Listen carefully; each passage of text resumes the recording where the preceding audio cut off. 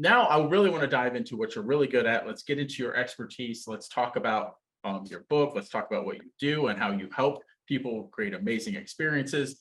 My first question on that, what is the secret to creating amazing customer experiences? You're gonna love you're gonna love this one because here's the deal, Doug. What I measure all of our experiences by are M&Ms, Oh, not regular M&Ms.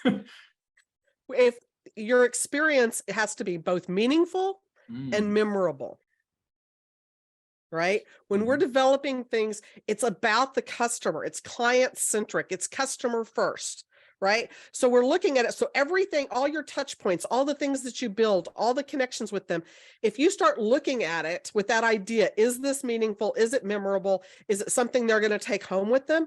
It changes the entire experience for the customer and for yourself. Yeah, I think about all the times that I've interacted with a brand and I can say, oh, they really wowed me, right? They gave me a Mhm. memorable experience, and that's something that I go and talk about. Yep. Whereas if it's just the ordinary everyday experience of what someone does, like what a company does, okay, it's okay, it's great, they did all I'll right, take but it. I'll take it one step further, and I say this all the time, Doug. People, your customers want to be involved with your story more than they want to be a part of your brand.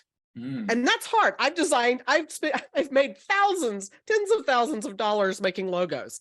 I get it. I understand that part of it. But at the end of the day, you have to be able to have the story that people want to be involved with. Then they're telling the stories, right?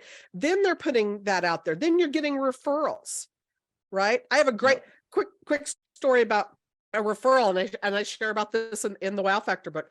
But I had a mastermind, a gentleman put together a mastermind in Utah a couple 3 years ago, and they flew me out there to talk and speak at their event, which was phenomenal.